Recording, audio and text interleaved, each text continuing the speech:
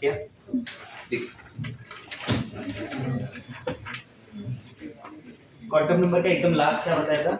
Orbitals हो गए थे ना, n l m s बता दिया था, बराबर। ठीक है, क्वेश्चन जैसा ऐसा है कि राइट द इलेक्ट्रॉनिक कॉन्फ़िगरेशन, या फिर क्वेश्चन ऐसा है कि identify the quantum number, set of quantum numbers for carbon, for 5th and 6th electron of carbon, 5th and 6th electron of carbon, बराबर। तो कार्बन का 5th और 6th इलेक्ट्रॉन के हिसाब से क्या बात होगा? 1s2 2s2 2p2, बराबर। ये क्या हो जाएगा मेरा? 2p2 हो जाएगा, NLMS। n का वैल्यू क्या हो गया दोनों केसेस में? 2। And for p subshell the value of n is 1, the value of l is 1। तो n 2 हो गया, l क्या हो गया? 1। l का वैल्यू 1, तो n का तीन पॉसिबल वैल्यूज है, -1 0 +1। सो कैन आई से this is -1 and this is 0। ठीक है, इधर कुछ है नहीं तो अपन नहीं बोल रहे। एंड फाइनली अगर मैं इसको प्लस हाफ मानता हूँ, मैं इसको प्लस हाफ माइनस हाफ कुछ भी मान सकता हूँ, तो ये सेट बन जाएगा ना। आपको बताया ना मैंने कि ये प्लस हाफ भी हो सकता है और ये माइनस हाफ। एक आंसर अगर ऐसा दिया है और दूसरे आंसर में ऐसा लिखा है प्लस हाफ माइनस हाफ, तो this is more correct answer compare to this. अगर ऑप्शन ऐसा है 2 1 -1 प्लस हाफ, 2 1 -1 प्लस हाफ और minus half, so this is the more correct answer. Because जरूरी नहीं हो क्लॉकवाइज ही हो, जरूरी नहीं हो एंटी क्लॉकवाइज हो, and nobody knows if it is clockwise तो इट इज प्लस हाफ, और if it is anti clockwise then it is minus half. आया समझ में बात? ठीक है, याद रखेंगे आगे। हाँ, एक में प्लस हाफ दिया हो और नेक्स्ट में माइनस हाफ दिया हो। Question more than one correct option हो गया, दोनों हो सकता है। ऐसा कुछ नहीं है, वो सेम डायरेक्शन में अपन लिखते सेम डायरेक्शन में, बराबर। अपन जब लिखते हैं ना तो अपन सेम डायरेक्शन में लिखते हैं कि ऐसा, इसमें ये पहला ये पहला ये पहला ऐसा लिखते हैं ना, हाँ। बराबर। आप बोल रहे हो कि मैं उल्टा लिखूं तो सब उल्टा लिखूं, ऐसा? हाँ, सब उल्टा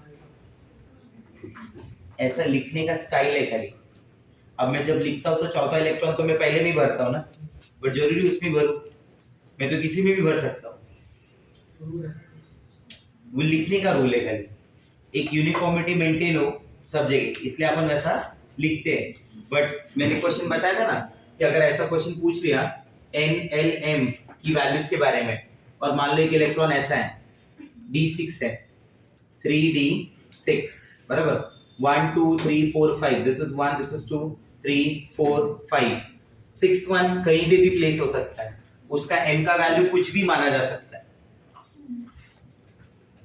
उसका n का वैल्यू कुछ भी माना जा सकता है। मैं ऐसा बोलूंगा, ये n है ना, n, तो इसके लिए 3 3 3 3 3 कितने हो गए? 5 हो गए, बराबर। अभी 6th इलेक्ट्रॉन भी मैंने ले लिया जो लास्ट में एंटर करेगा। इसका l का वैल्यूज क्या होगा? For d subshell l value is 2। मान लो इसके लिए मैंने मान लिया -2, इसके लिए मान लिया -1 0 +1 +2। इसके पास मेरे पास ऑप्शन है -2 से लेके +2 का, समझा? वो अलग चीज है, आपने वैसा जिंदगी भर देखा है इसलिए अपने को लगता है कि ऐसा ही होता है, बराबर। क्योंकि उसमें लिखने के लिए एक रूल बना दिया गया कि आप ऐसे ही लिखो हमेशा। अब अपने रूल के हिसाब से क्या है, D6 इधर आ जाएगा, तो चेक करना ऐसे भी ऑप्शन दे सकते हैं। ये ऐसा क्वेश्चन बनना मतलब वो एडवांस का क्वेश्चन हो गया कि आप इसमें से किसी को भी मान सकते हैं, बराबर। आपको उससे अगर पूछना होगा तो आपको ऐसा 3D6 बना के देगा कि इधर ही है, ऑप्शन में 3D6 ऐसा नहीं देगा कि आप खुद से बनाओ तो मैं कहीं भी रख सकता हूँ, क्वेश्चन चेंज हो जाता है। ठीक है,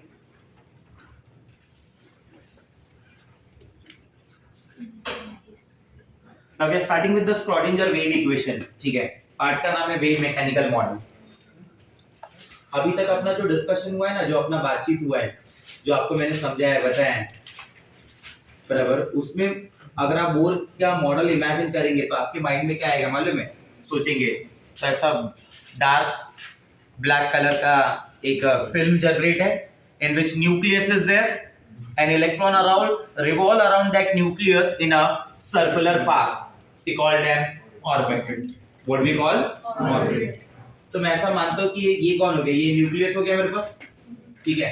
this is the circular path in which electron revolve, और जो इलेक्ट्रॉन रिवॉल्व होता है अराउंड द न्यूक्लियस उसको क्या बुलाते हैं अपन, ऑर्बिट बुलाते हैं ना, हाँ है ना। और ये जो मॉडल है ना, ये मॉडल कैसा मालूम है, it is 2D model, it is 2D model. Shell subshell का जो बात हुआ था वो 2D मॉडल पे बात हो रहा था, समरफील्ड का बात हो रहा था, बोर का बात हो रहा था, ये सब मॉडल कैसा बात कर रहे थे, 2D, 3D पे बात नहीं हुआ था, ठीक है। Later on there is something called Zeeman effect ना, क्या है introduce, Zeeman. What Zeeman observe, he observed the splitting of spectral lines under magnetic field। जो स्पेक्ट्रल लाइंस मिला था ना अपने को डी एक्साइटेशन के टाइम पे, अगर मैं उसको मैग्नेटिक फील्ड अप्लाई करता हूं, क्या अप्लाई करता हूं, मैग्नेटिक फील्ड, तो वो उसके अंदर स्प्लिटिंग दिखाई देती है।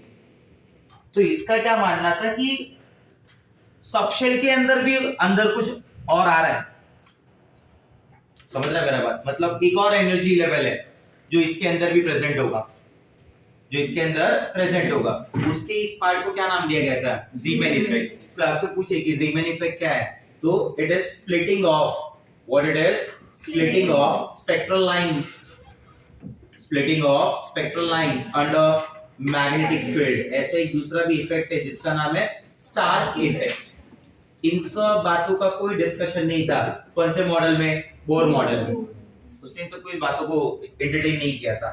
आप याद रखेंगे ये एम मैग्नेटिक ज़ीमैन और इलेक्ट्रिक स्टार, बराबर याद हो जाएगा, ये मैग्नेटिक एम से कनेक्ट करके। तो splitting of spectral line under magnetic field is basically called Zeeman. इससे उसको आइडिया आ रही थी कि अंदर और भी इसके बाद भी एनर्जी लेवल्स है और भी फर्दर डिवीजन पॉसिबल है, बराबर। इस मॉडल में और जो थोड़ा बहुत पता होना चाहिए वो पता होना चाहिए, Heisenberg's uncertainty principle and de Broglie या डी ब्रॉगली, डी ब्रॉगी जो भी बोलते हैं, इक्वेशन। डी ब्रॉगी ने क्या बोला था, डी ब्रॉय ने क्या बोला था अपने लिए, ये जो इलेक्ट्रॉन है, that electron behaves like wave. Electron की जो मूवमेंट है ना वो वेव की तरह है। Electron wave as well as particle dual nature रखता है, याद है आपको। और एक न्यूक्लियस के आसपास जब वो इलेक्ट्रॉन घूम रहा है तो वेव की तरह घूमता है। किस तरीके से घूमता है, वेव। जैसे वेव वर्ड आया, ये सब बातें हुई, तुरंत हाइजेनबर्ग ने अनसर्टेनिटी प्रिंसिपल में क्या बोला कि अगर ऐसा सब है, बराबर, तो उसके पोजीशन और इलेक्ट्रॉन की पोजीशन और उसके मोमेंटम, बराबर, पोजीशन एंड मोमेंटम दोनों को साइमल्टेनियस ढूंढना with 100% precision, accuracy, high precision के साथ पॉसिबल नहीं है। It is impossible to determine the exact position and momentum simultaneously for any electron with 100% accuracy, नहीं possible। ऐसा किसका बोलना था, हाइजेनबर्ग अनसर्टेनिटी। मतलब Heisenberg he introduce the word probability, he introduced the word probability inspired by all this।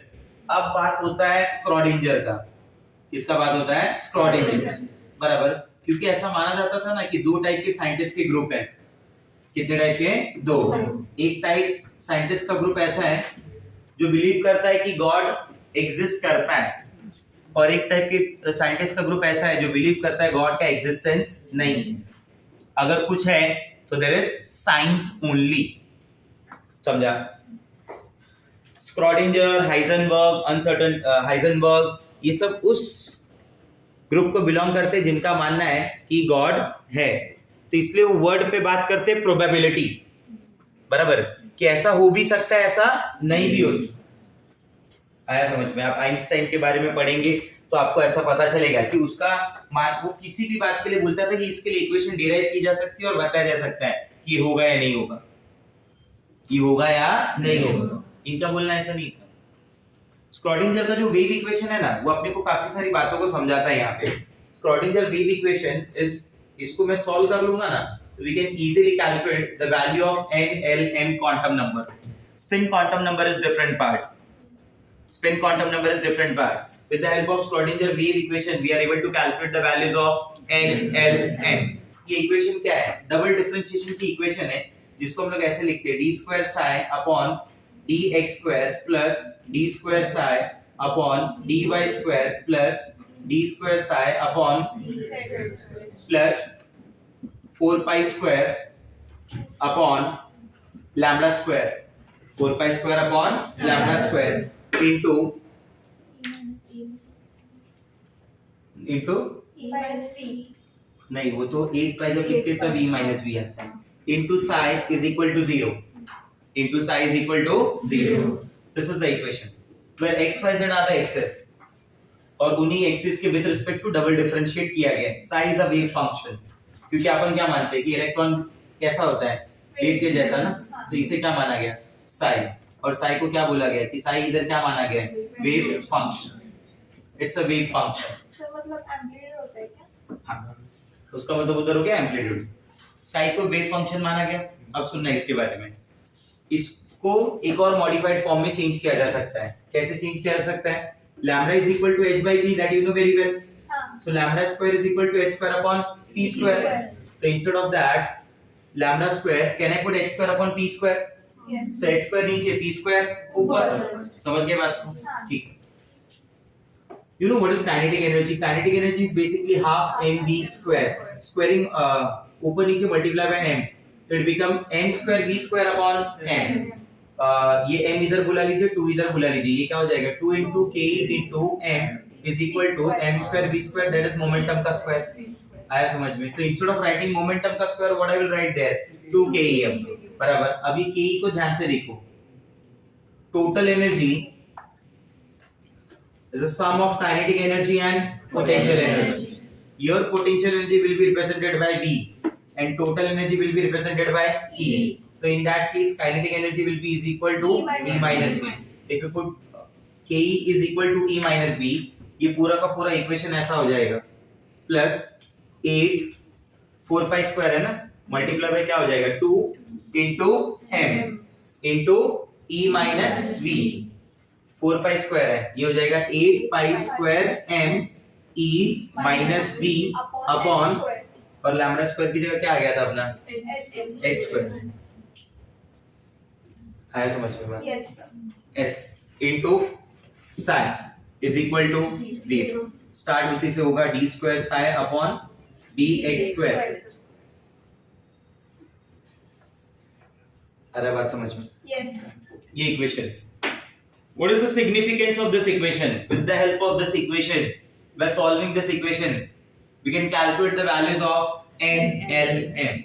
मैं n की, l की और m की तीनों की वैल्यूज को क्या कर सकता हूँ, कैलकुलेट. अब इसको समझने के लिए थोड़ा अपन और बात करते हैं. ये साई के रिप्रेजेंटेशन पे मैं बात करता हूँ.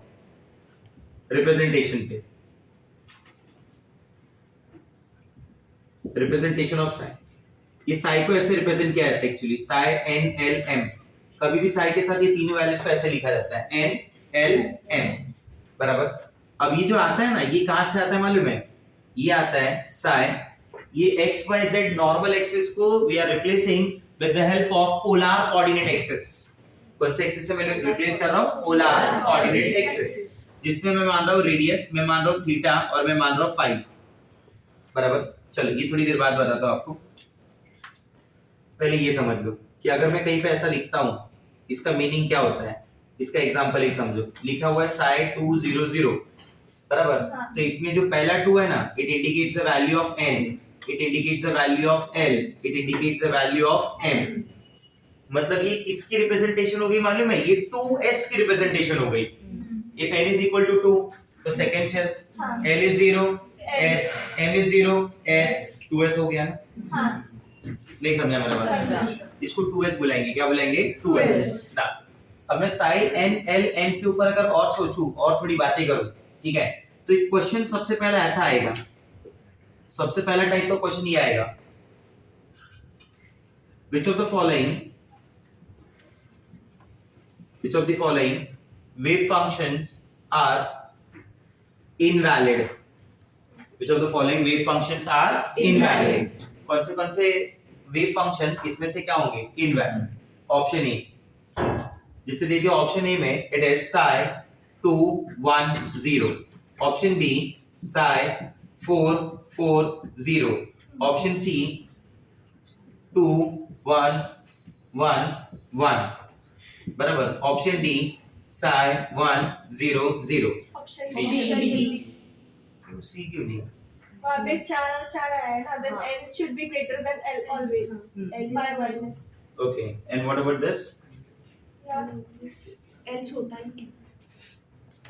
एन से छोटा ठीक ना बड़ा ये देखो n की वैल्यू 2 है तो L1 पॉसिबल है या नहीं है बराबर L1 पॉसिबल है तो M0 पॉसिबल है यस तो ये तो वैलिड लग रहा है मुझे ठीक है ये 2 है तो n की वैल्यू 1 भी हो सकती है इफ L is 1 तो M 1 हो सकता है it is from -1 to 0 to +1 बराबर ये 1 होगा तो ये दोनों भी 0 हो सकता है तो मुझे ना ये वाला वैल्यू जो है वो इनवैलिड लग रहा है दैट इज क्वेश्चन नंबर 1 जो पूछा जाएगा इक्वेशन पूछ ले वो बहुत दूर की बात है कि पूरा इक्वेशन दे दे और पूछे है समझ में ठीक है तो उनके ये ज्यादा इजी क्वेश्चन बन रहे थे उनके लिए कि ऐसे क्वेश्चन पूछना कि कौन सा वाला फंक्शन वेव फंक्शन ही इनवैलिड है तो answer is this wave function is invalid आया समझ में Yes. अब ये जो वेव फंक्शन बना हुआ है ये wave function it is made up of radial wave function and angular wave function it is made up of radial wave function and angular wave function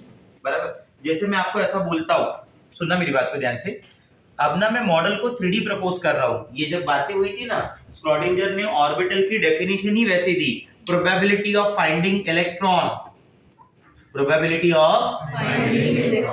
तो वो सब इसी से इंस्पायर्ड है उसने बोला 100% कुछ नहीं होगा इलेक्ट्रॉन के मिलने के चांसेस होंगे maximum you can say 90 to 95% और ग्रेटर देन 95% उसके समथिंग रेंज में होनी चाहिए तो ये सारी बातें ना इन सब लोगों से इंस्पायर्ड थी specially Heisenberg uncertainty principle and de Broglie समझ रहे मेरी बात को Yes. ठीक है तो मैं क्या बोलना चाहता हूँ कि मान लो मुझे ऐसा सोचना है कि कितने डिस्टेंस पे इलेक्ट्रॉन है बराबर तो मैं क्या बोलूंगा कि suppose that electron is present at distance of a naught that electron is present at a distance of that electron is present at a distance of आपको नहीं लगता वो a naught 360 डिग्री में कहीं भी हो सकता है हाँ. तो रेडियस बता के तो खाली मतलब नहीं होगा हाँ या ना मैंने बोला it is present at an angle of 45 degree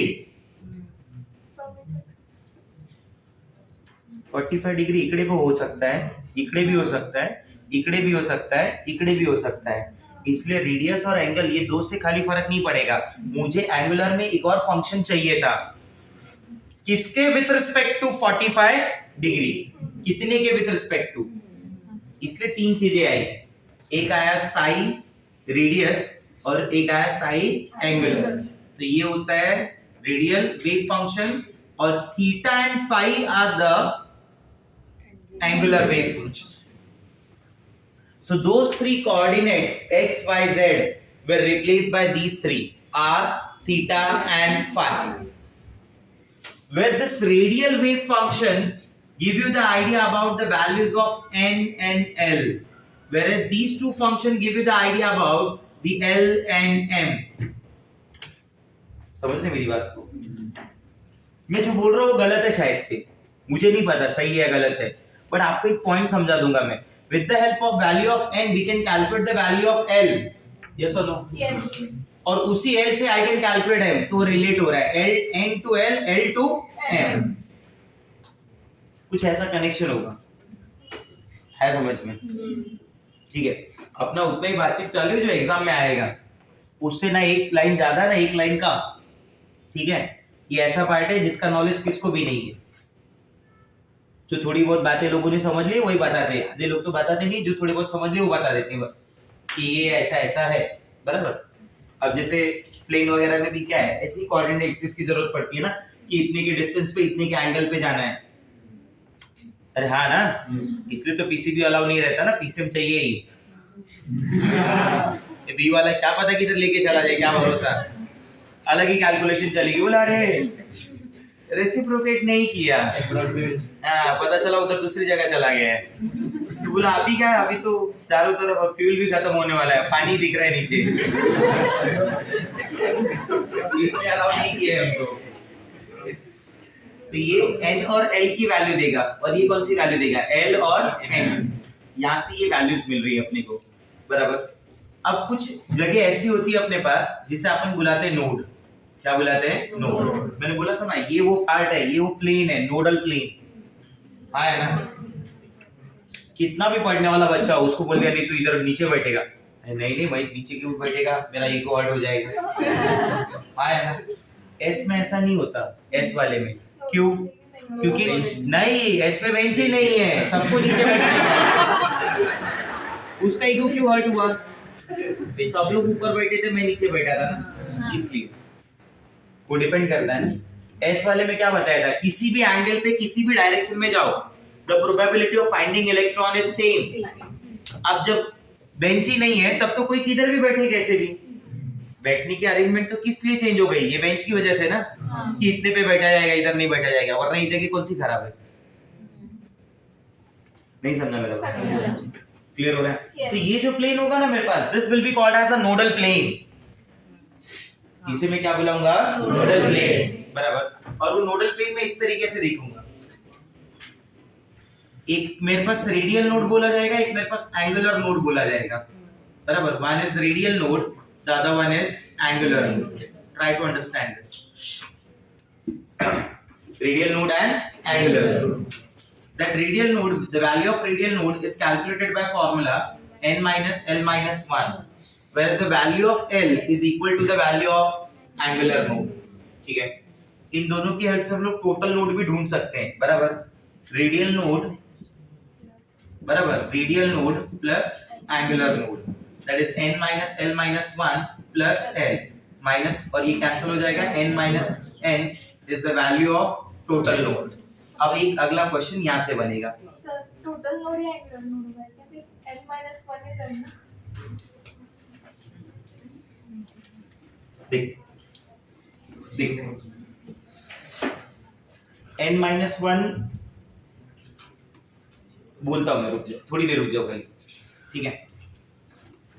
अब अगला क्वेश्चन क्या बनेगा वो समझ लो पहले। जब मैं रेडियल नोड और एंगुलर नोड के बारे में बोल रहा हूँ, बराबर, तो उसका अगला क्वेश्चन होगा कि क्वेश्चन में पूछेगा किसके पास कितना रेडियल नोड है और किसके पास कितना एंगुलर नोड है, ठीक है। मैं एग्जांपल ऐसे दे रहा हूँ, देखना। सपोज अगर मैं इसको ऐसे बताता हूँ, see, if it is 1s, if it is 1s, ठीक है, इफ इट इज 2s, ये हो गया आपके पास 3s, ये हो गया आपके पास 4s, ठीक है, ये हो गया आपके पास 2p, और ये हो गया आपके पास 3p। ओके, ठीक है, सुनिए मेरी बात को ध्यान से। 1s 2s 3s 4s 2p 3p, अपन और भी कर सकते हैं, अभी इतने में ही ध्यान देते हैं। इसमें सबसे पहला ना, identify the value of n, identify the value of l, identify the values of m, ठीक है, then identify the radial node, then identify the angular node, and then identify the total. Okay, if you start with 1s, the value of n is 1, l is 0, m is 0, बराबर। अब देखिए 1 minus 0 minus 1 कितना? 2 तो नहीं हो रहा है ना, 1 minus minus नहीं ना, तो रेडियल नोड कितना मान ले? 0। एंगुलर नोड क्या हो जाएगा? l की वैल्यू 0 है, तो 0 हो गया। हाँ। क्या बोलते हैं, हाँ या ना? यस। टोटल नोड क्या हो गया? 0 हो गया, सही है, हाँ। ठीक है। तो कुछ समझाना चाहता हूँ, ठीक है, सुनना और ध्यान से समझना। आर्गुमेंट पे आएंगे तो फिर मैं कुछ नहीं बता पाऊंगा, बट मेरे बातों को अगर रियलाइज करेंगे ना तो थोड़ा थोड़ा आइडिया आएगा मॉडल। ये इलेक्ट्रॉन है, मतलब ये न्यूक्लियस हो गया, बराबर। ये पार्ट ऐसा है ना, ये पार्ट हाँ। जो 1s है, ये पार्ट क्या है? 1s, ठीक है, ऐसा समझिए, ये पार्ट क्या है? 1s, ठीक है, यहाँ कहीं न्यूक्लियस है, ये 1s का पार्ट है। किसका पार्ट है ये? 1s। और न्यूक्लियस को तो नोड नहीं माना जा सकता, वो मैंने ऑलरेडी क्लियर कर दी है कि न्यूक्लियस को नोड नहीं माना जा सकता, बराबर।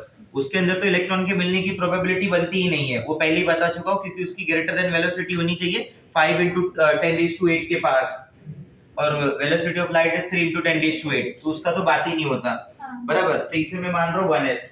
तो 1s को ध्यान से देखेंगे ना, तो 1s की किसी भी डायरेक्शन में बोला गया था, किसी भी डायरेक्शन में किसी भी डिस्टेंस पे चले जाइए, बराबर। जब तक 1s की सबशेल है, नॉन यूनिफॉर्म बाउंड्री जो भी है उसकी, बराबर, आपको कहीं पे भी इलेक्ट्रॉन का डेंसिटी कम ज्यादा नहीं मिलेगा।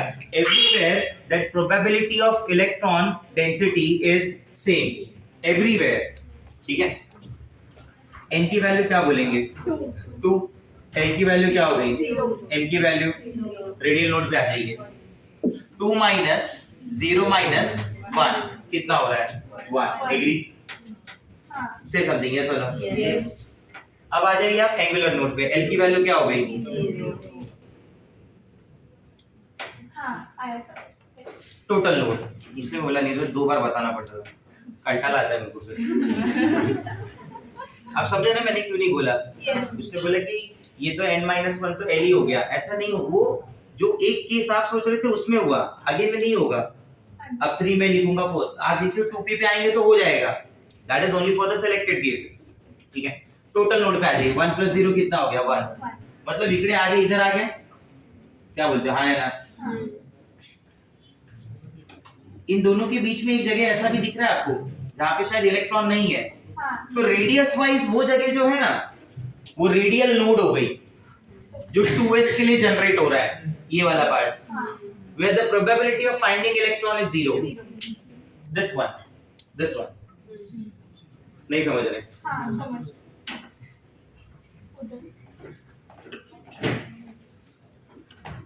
न्यूक्लियस से इतनी की डिस्टेंस पे सब कुछ मिल रहा है ना, इलेक्ट्रॉन है ना, बराबर। उसके बाद में ये जो लाइन है इधर से इधर दिख रहा है, ये गैप दिख रहा है, ये वो डिस्टेंस है जहां पे इलेक्ट्रॉन के मिलने की प्रोबेबिलिटी रेडियस वाइज क्या है? 0। समझ पा रहे हो तो समझो इसको। That is the actually radial node. हाँ मैंने वही बोला ना, आर्गुमेंट करेंगे उसके ऊपर तब मैं नहीं बता पाऊंगा। 3D है ना वो, तो कहीं ना कहीं तो होगा ना। हाँ मैंने इसलिए पहले ही बोला कि आप मेरे साथ जब आर्गुमेंट करना है तो मैं बोल दूंगा कि कुछ नहीं, आप सही होंगे। और अगर आप मेरी बातों को समझेंगे तो मेरे साथ विजुअलाइज करेंगे कि रेडियल नोड यहाँ पे होगा, ऐसा नहीं है। ये डायग्राम 2D है, व्यू क्या होगा? 3D होगा ना। व्यू तो ऐसा रहेगा, व्यू तो ऐसा रहेगा। आप अगर ऐसा सोच रहे कि इस वाली जगह पे दिखा रहे हो क्या? नहीं, वो तो ऐसी जगह है ना, मैं 3D थोड़ी बना पाऊंगा यहाँ पे। मैं डिस्टेंस वाइज समझा रहा हूँ कि इतनी के रेडियस पे मिल जाएगा।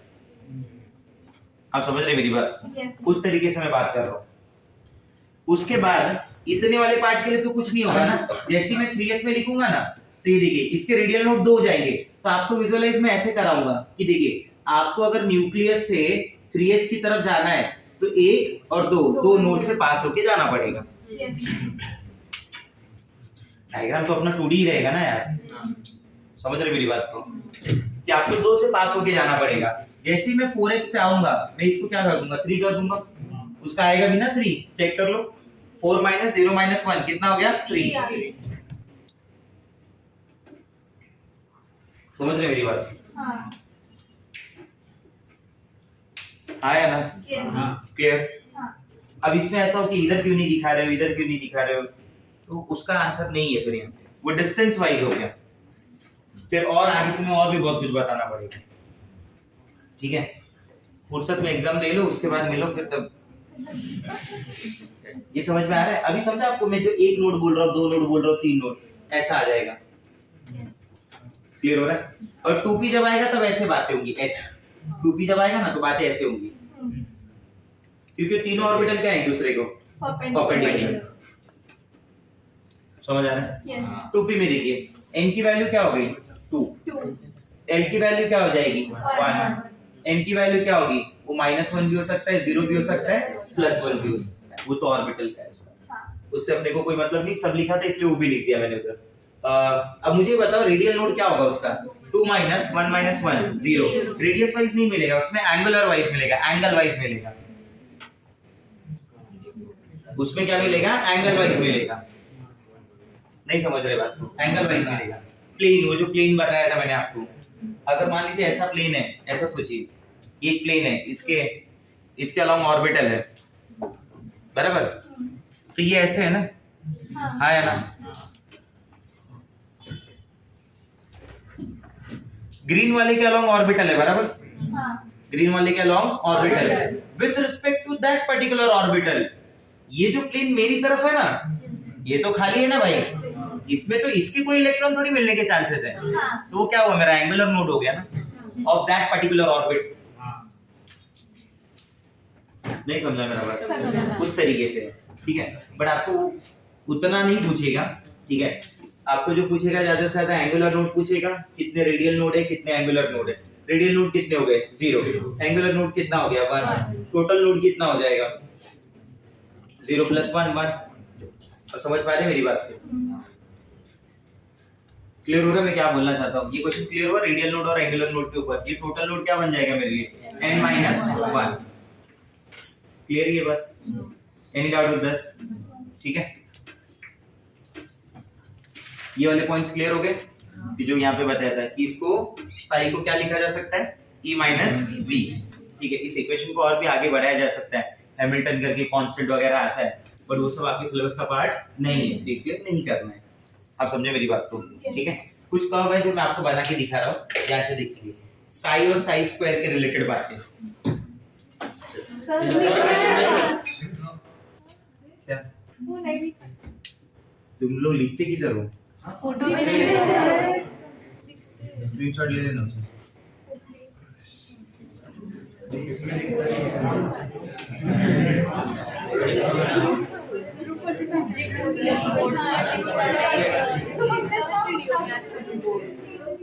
अब कुछ नहीं किया जा सकता।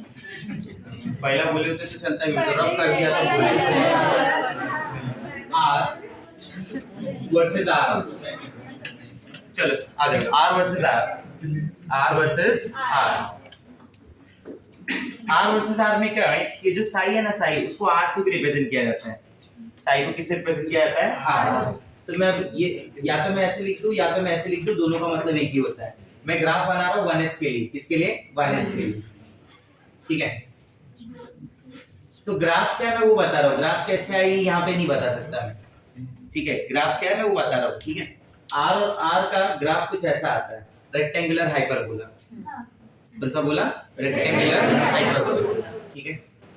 जब आप 2s पे देखेंगे ना, 2s मैं आपको इससे रिलेट कर पाऊंगा थोड़ा बहुत विद द नोड पार्ट, बराबर।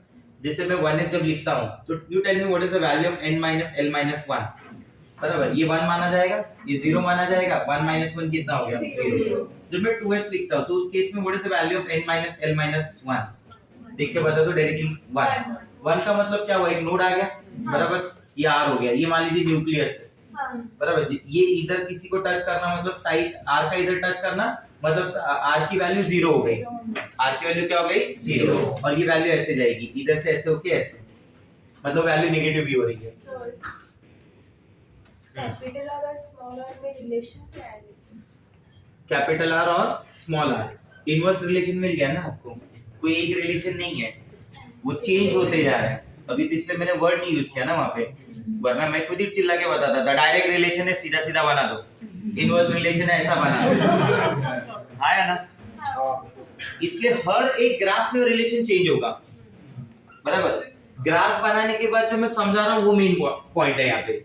इससे सिग्निफाइज क्या होता है कि इसके R की जो वैल्यू है, साई की जो वैल्यू है, वो 0 भी हो सकती है और माइनस भी जाती है। 0 पे टच करे मतलब नोड की बात कर रहा है वो। किसकी बात कर रहा है? नोड, जो मैं आगे बोलूंगा अभी, ठीक है। समझा नहीं समझा मेरा बात? हाँ। जब मैं इसमें 3s बोल दूं, अगर क्या बोल दूं? 3s, तो उसमें n - l - 1 कितना आ जाएगा? 2 आ जाएगा, बराबर। तो ये हो जाएगा R, ये हो जाएगा स्मॉल r, ये यहाँ से नीचे से जाएगा और ये ऐसे वापस से ऊपर आएगा, बराबर। जितने नंबर ऑफ नोड आ रहे हैं उतनी बार एक्सिस को कट करना है, ये याद रखना जिंदगी में, ठीक है। नोड 0 आया, एक्सिस कट नहीं करना है। इसमें ना ये सिर्फ आपको मार्क्स दिलाएगा, आया समझ में? बाकी इसका कुछ सिग्निफिकेंस नहीं बता सकता मैं, ये सच बात बोल रहा हूँ एकदम, ठीक है।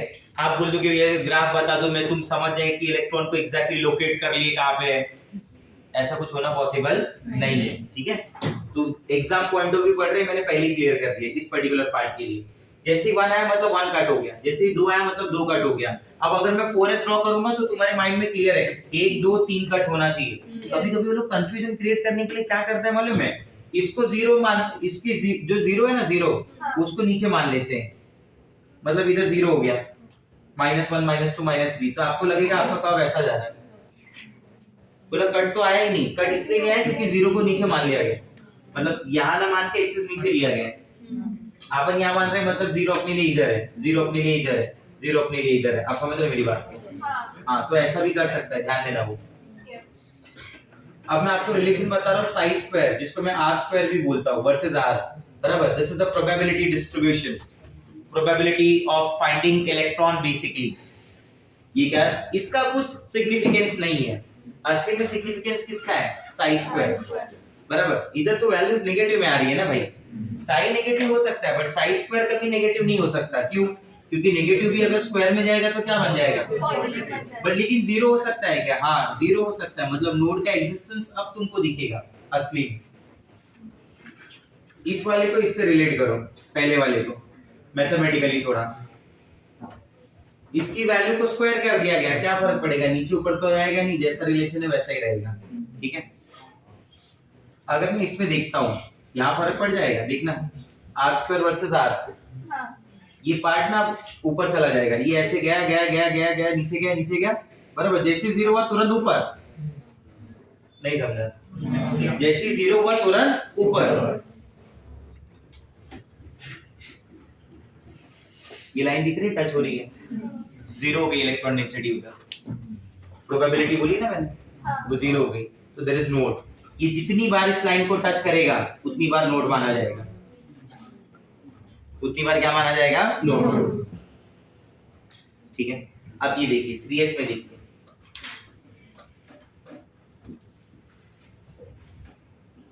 यहां से आएगा ये, बराबर, एक दो, समझा? क्योंकि ये 2 है ना, आ रहा है समझ में? ये ऊपर चला गया, क्लियर हो रहा है? नेगेटिव की वैल्यू क्या हो जाएगी? पॉजिटिव, और जो जीरो है वो तो जीरो ही रहेगा।